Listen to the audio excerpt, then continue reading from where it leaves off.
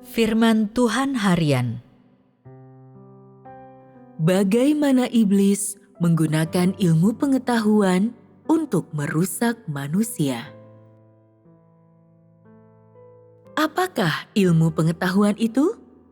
Bukankah ilmu pengetahuan sangat membanggakan dan dianggap berbobot dalam pikiran semua orang?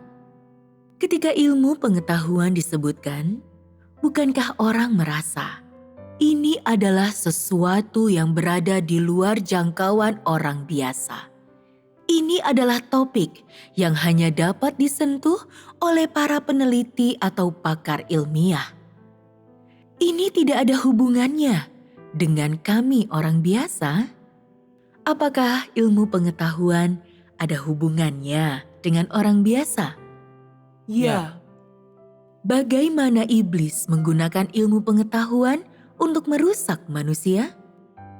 Dalam pembahasan kita di sini, kita hanya akan membicarakan tentang hal-hal yang sering manusia jumpai dalam kehidupan mereka sendiri dan mengabaikan hal-hal lainnya. Ada kata gen. Pernahkah engkau mendengar tentang gen? Engkau semua akrab dengan istilah ini, bukan? Bukankah gen ditemukan melalui ilmu pengetahuan? Apa sebenarnya arti gen bagi manusia?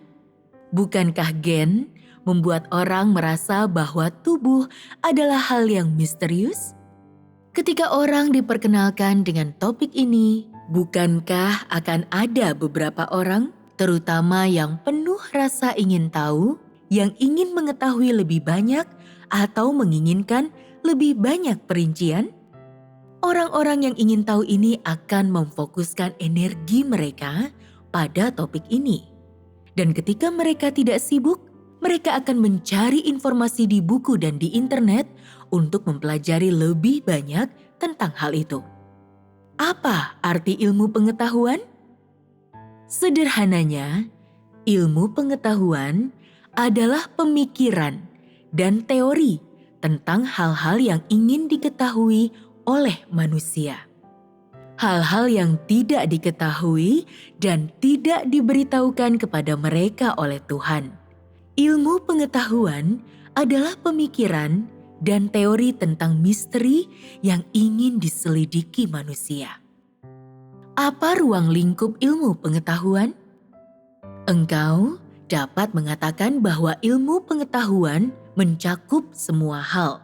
Tetapi bagaimana manusia melakukan pekerjaan ilmu pengetahuan? Apakah melalui penelitian? Ilmu pengetahuan melibatkan penelitian rincian dan hukum tentang hal-hal ini. Dan kemudian mengemukakan teori-teori yang masuk akal yang menyebabkan semua orang berpikir, para ilmuwan ini benar-benar hebat. Mereka tahu begitu banyak yang cukup memahami hal-hal ini. Mereka sangat mengagumi para ilmuwan itu, bukan? Orang yang meneliti ilmu pengetahuan, pandangan seperti apa yang mereka anut? Bukankah mereka ingin meneliti alam semesta untuk meneliti hal-hal misterius di bidang yang mereka minati? Apa hasil akhir dari penelitian ini? Dalam beberapa ilmu pengetahuan, orang menarik kesimpulan mereka berdasarkan dugaan. Dan dalam ilmu pengetahuan yang lain, orang mengandalkan pengalaman manusia untuk menarik kesimpulan. Dalam bidang ilmu pengetahuan lainnya, orang menarik kesimpulan mereka berdasarkan pengalaman atau dari pengamatan sejarah dan latar belakang. Bukankah demikian? Jadi, apa yang ilmu pengetahuan lakukan bagi manusia? Yang dilakukan ilmu pengetahuan hanyalah memungkinkan manusia memahami benda-benda di dunia fisik dan memuaskan rasa ingin tahu manusia. Tetapi ilmu pengetahuan tidak memampukan manusia untuk memahami hukum yang dengannya Tuhan memegang kekuasaan atas segala sesuatu. Manusia sepertinya menemukan jawaban dalam ilmu pengetahuan, tetapi jawaban itu membingungkan dan hanya memberikan kepuasan sementara. Kepuasan yang hanya berfungsi untuk membatasi hati manusia pada dunia fisik. Manusia merasa bahwa mereka telah mendapatkan jawaban dari ilmu pengetahuan. Jadi masalah apapun yang muncul, mereka menggunakan pandangan ilmiah mereka sebagai dasar untuk membuktikan atau menerima masalah tersebut. Hati manusia menjadi dikuasai oleh ilmu pengetahuan dan tergoda olehnya sampai pada titik di mana manusia tidak lagi memiliki pikiran untuk mengenal Tuhan, menyembah Tuhan, dan percaya bahwa segala sesuatu berasal dari Tuhan dan bahwa manusia seharusnya datang kepada Tuhan untuk memperoleh jawaban. Bukankah demikian? Semakin seseorang percaya pada ilmu pengetahuan, mereka menjadi semakin tidak masuk akal. Karena percaya bahwa segala sesuatu memiliki solusi ilmiah, bahwa penelitian dapat menyelesaikan apapun. Mereka tidak mencari Tuhan, dan mereka tidak percaya bahwa Dia ada. Bahkan, sebagian orang yang telah mengikuti Tuhan selama bertahun-tahun akan pergi dan segera meneliti bakteri atau mencari informasi untuk memperoleh jawaban atas suatu masalah. Orang-orang seperti ini tidak melihat masalah dari perspektif kebenaran, dan biasanya mereka ingin mengandalkan pandangan dan pengetahuan ilmiah atau solusi ilmiah untuk memecahkan masalah. Mereka tidak mengandalkan Tuhan dan tidak mencari Tuhan. Apakah orang-orang seperti ini memiliki Tuhan di dalam hati mereka? Tidak.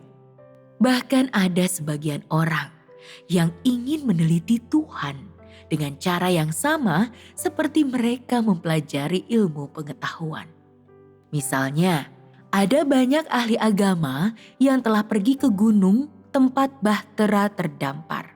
Dan dengan melakukannya, mereka membuktikan keberadaan bahtera tersebut.